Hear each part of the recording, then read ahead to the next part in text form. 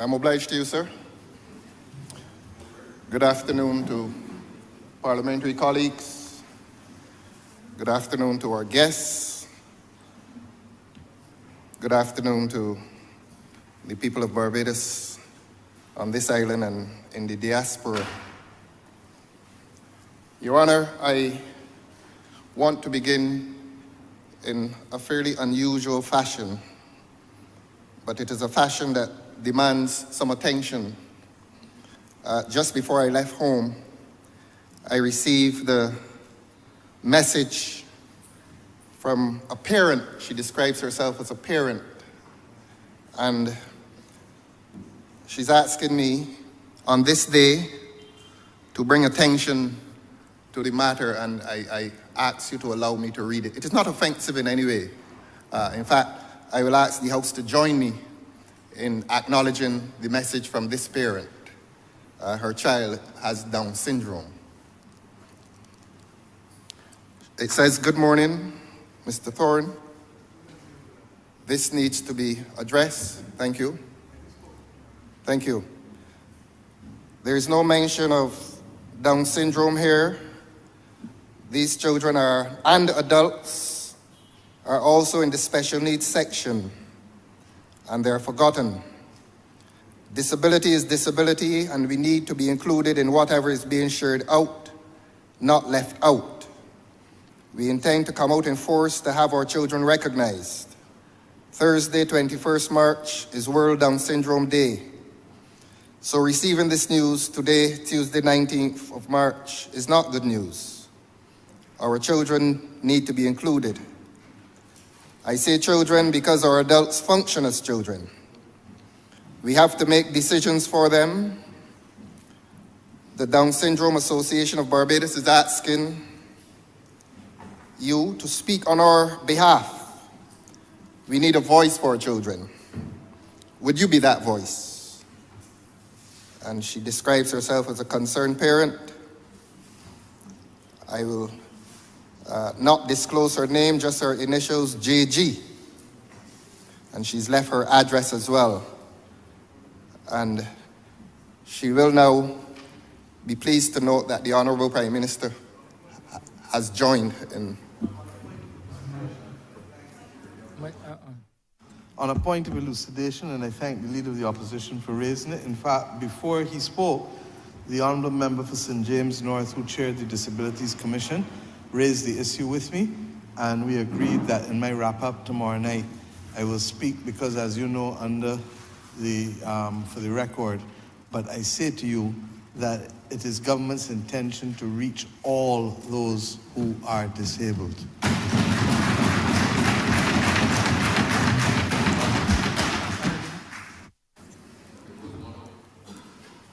If that were to be the full extent of the Prime Minister's wrap-up, I suspect I may be quite relieved.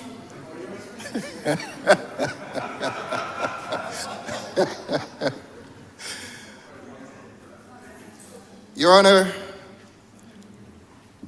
a writer once said, reality is not what you think it is what you experience.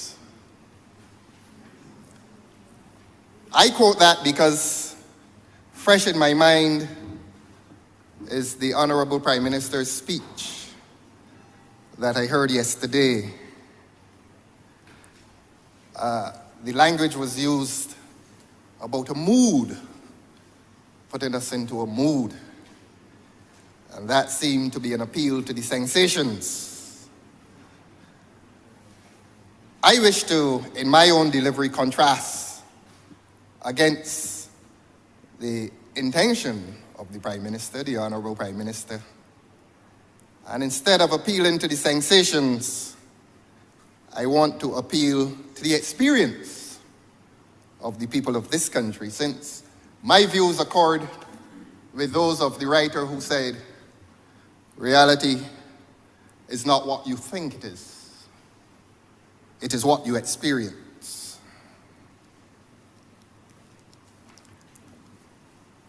I go to page 141 of the Honorable Prime Minister's speech yesterday. And it reads, Mr. Speaker, Barbados is abuzz with activity, confidence, and positive economic indicators. I respectfully beg to differ.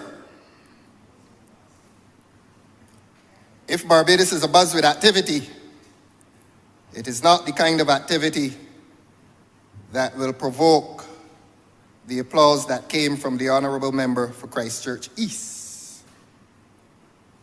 If Barbados is abuzz with confidence, it is not a confidence in the immediate future. And as to positive economic indicators, that must be what some feel or what some think, but it certainly is not the experience of the majority of people in this country. I am advised to correct something that the Honourable Member for St. Michael Northeast, the Honourable Prime Minister, said yesterday, that the national debt in 2018 was 18.1 billion. I am advised that several writers, academic writers, who have studied the Barbados model in 2018 reject that. And that in fact, they list the national debt in 2018 at 15.84 billion. I relate my speech today to the experience of this country. My speech is not related to what people think. Unless one has the powers that were given to Shadrach, Meshach, and Abednego, what the people in this country feel is the extreme heat of an economy which is performing poorly, of an economy in which inflation is rampant, an economy in which inflation is further impoverishing the poor, or marginalizing the poor, and bringing the middle back into poverty that they would have experienced before their social elevation. And what if I were to tell this country, and if I were to tell this government, that extreme hardship and poverty portends for this country? What if I were to say that to this government? And what if I were to challenge any member of this government to walk into their constituency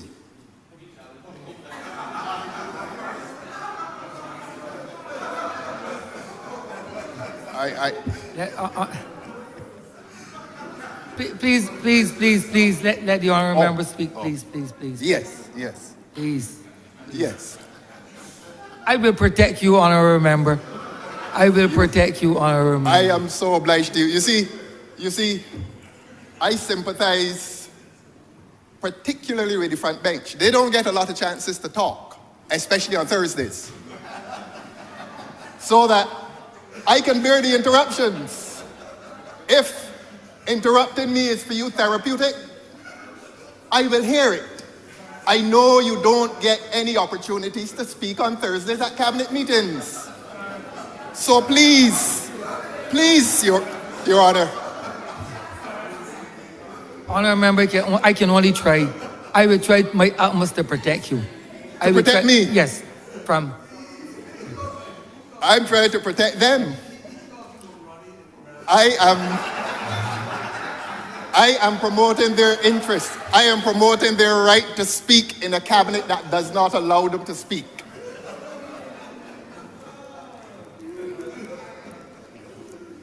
And what if I were to tell you, Your Honor,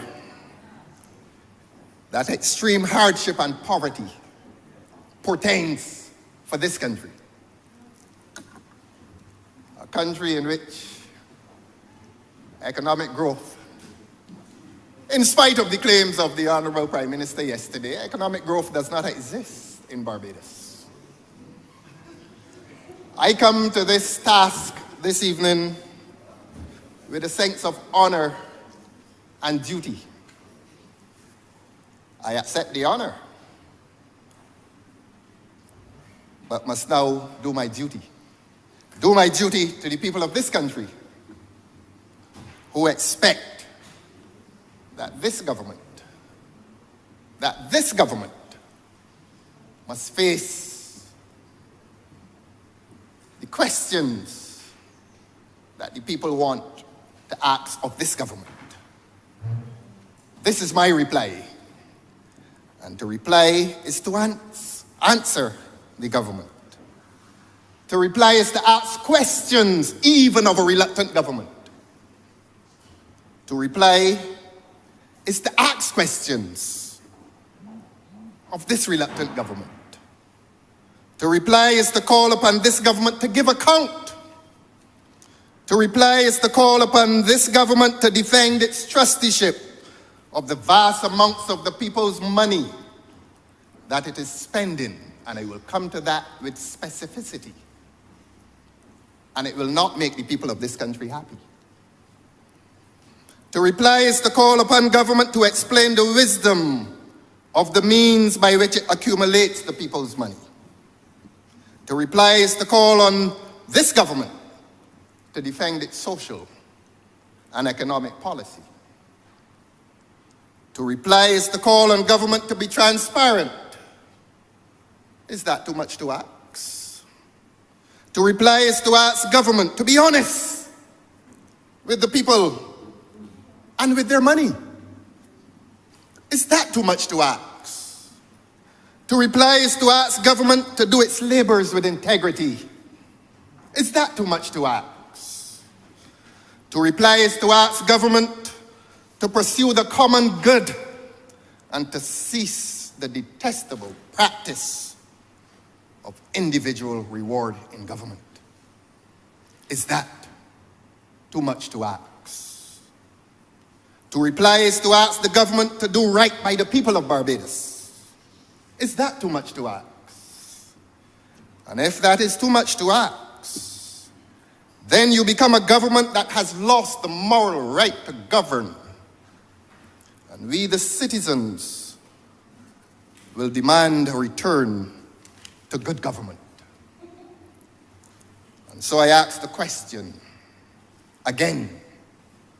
What if I were to tell you that extreme hardship and poverty portends for Barbados?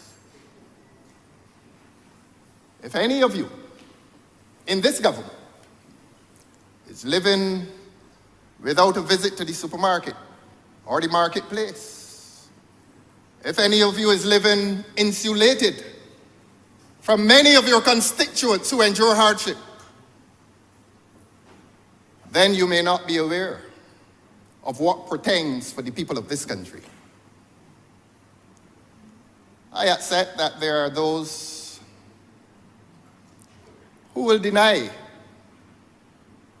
the portent of extreme hardship that is upon this country.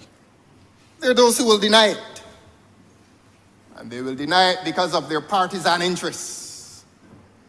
They support the party that constitutes this government.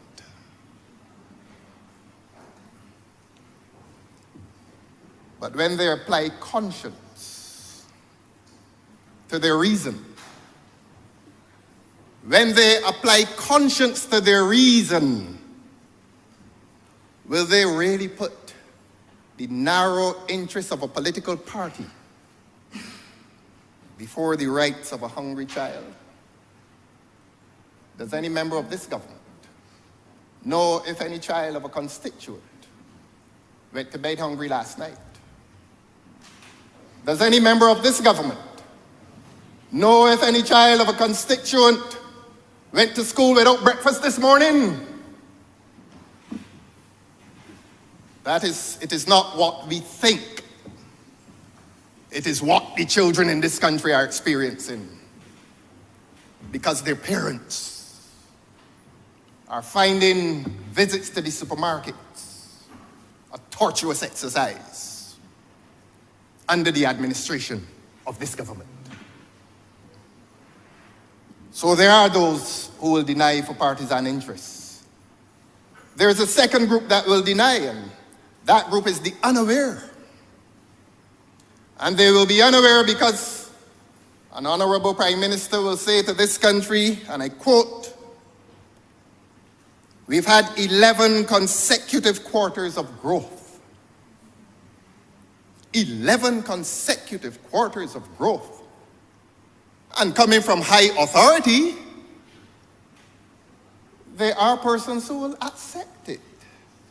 And they will accept it if it is a view embraced by certain other high officials who occupy the top floor of certain buildings, tall buildings in Bridgetown. They may well accept that because the statement comes from high authority. They are the unaware. 11 consecutive quarters of growth.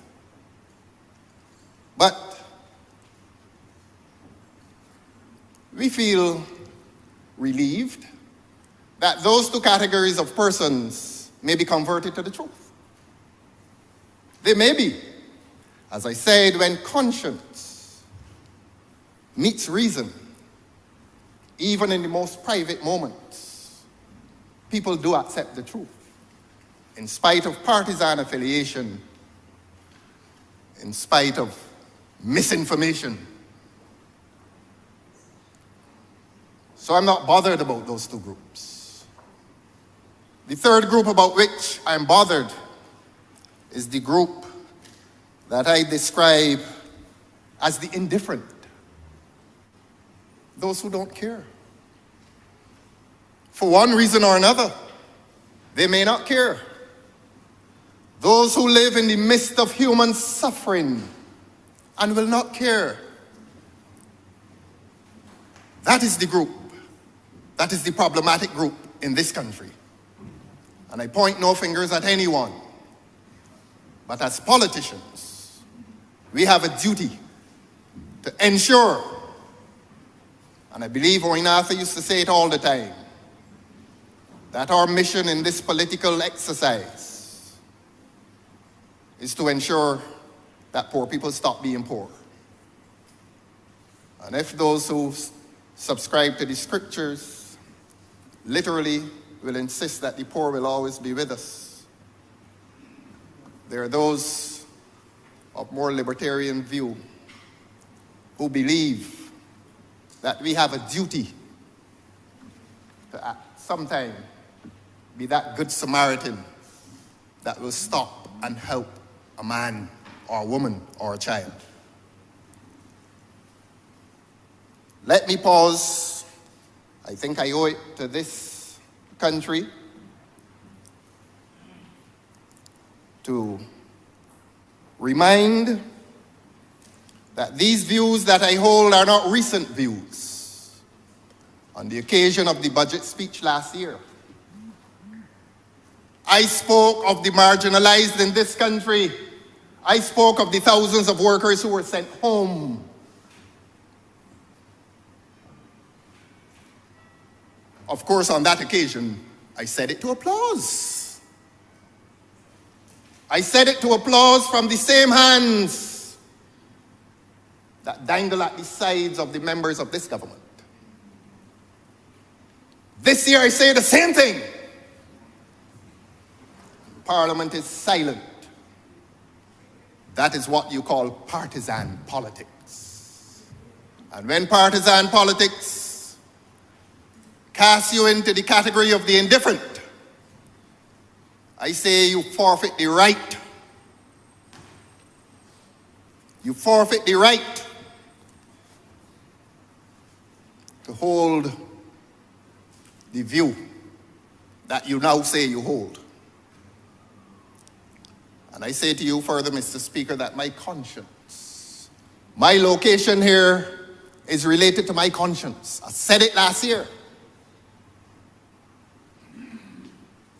And this year I'm saying the same thing. And I say to the people of Barbados, I am saying it with greater freedom this time. Political freedom. And it is not only political freedom, but it is the truth. The truth I told last year is an enduring truth this year. It is well with my soul.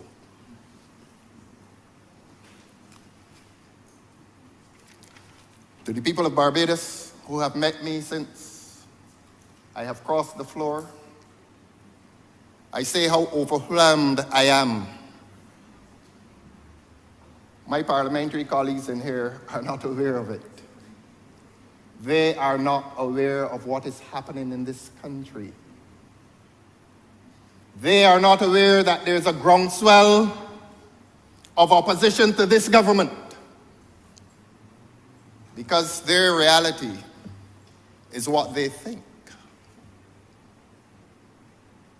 My reality is what I experience out there. That there are people in this country who now celebrate the fact that at least one of us has had the courage, has had the conviction, has had the moral fortitude to oppose wrongdoing in government. And I say a government is engaging in wrongdoing when it sends home the most vulnerable people in this country. The people who during COVID and the dust storms that y'all like to talk, that they like to talk about, Your Honor. Beg your pardon, sir. The people who kept this country clean. And the gratitude that this government visited upon them was that when the country became clean, they were clean out of jobs. And the people in this country silently are waiting to give this government a message.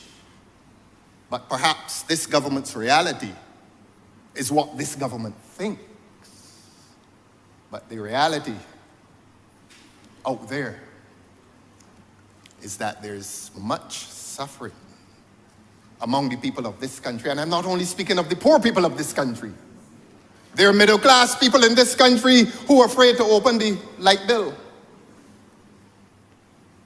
There are middle-class people in this country who, when they reach the cash register in the supermarket, they get nervous. That's the objective reality. What is this government's reality? Is this a happy band of campers who revel in numbers? Who revel in numbers and who take comfort in large numbers against a sentiment in the public domain that you are not doing well, that they are not doing well, Your Honor, by the people of this country, that they have lost their freedoms. And I come to this task recognizing that there was legitimate opposition to this government for a while. And that legitimate opposition was extra-parliamentary. There were voices of protest against the high winds of government's indifference and injustice. Except, Your Honor, they did not have a voice in here. And I come to this task with humility. And I come to it with honor, a sense of honor. And I will not resile from my duty to be that representative voice of the suffering people out there who are burdened under the weight of an indifferent government. Today, the people can say that in this parliament, we have a voice. Today, the people can say that in this parliament, we have a party. Today, the people can say that in this parliament, we have a movement. Today, the people can say that in this parliament, we have a moral cause. And when a certain tomorrow comes, the people will say, we claim our country back. And I trust that that will be a reality that this government can live with for the sake of your own well-being. We want our country back. And what has happened to this country? This country has been visited by a certain cynicism. It feels as if it is devoid of a soul, and that the human condition is without worth unless attached to it is material wealth. This government presides over a country that has lost its soul, and that is regrettable. This government promotes a culture, I said it before and I'll say it again, of revelry and vulgar materialism. It will ignore the poor except for their vote. This government will ignore the poor except for their vote and find no value in their lives. A government such as this will never seek to elevate the poor if the poor continues to vote for the government. The government then becomes invested in the poverty that afflicts the lives of the poor. You give them handouts. Christmas comes, you give them a handout. Crop over comes, you give them a ticket. I know that disguised behind the laughter and smiles is a conscience that is active. But it's fine, you can disguise your conscience with smiles and laughter. That is fine. But I believe that there are some among you, even among you, who may have a conscience, who may say, I am not indifferent. I am not indifferent to the suffering of the people of this country. And where there are means for elevation, this government will destroy those means. Mr. Speaker, I will continue to resist this government in its attempt to destroy the one institution that gave to this country its freedom, democracy, and justice. I say to you, Your Honor, in the hearing of the Honorable Prime Minister of this country, do not touch education unless those reforms in education are progressive. There's a large percentage of this population which understands what education has done for this country. We understand it. Many of us did not read about race and class in any textbook. For us, it was not an academic enterprise. We lived it. We lived it. And having lived class in this country, we understand why we will say, and that our voices will reverberate across this chamber and across this country. And we mean it when we say it, and we say it because we mean it. Do not touch education unless those reforms are curricular.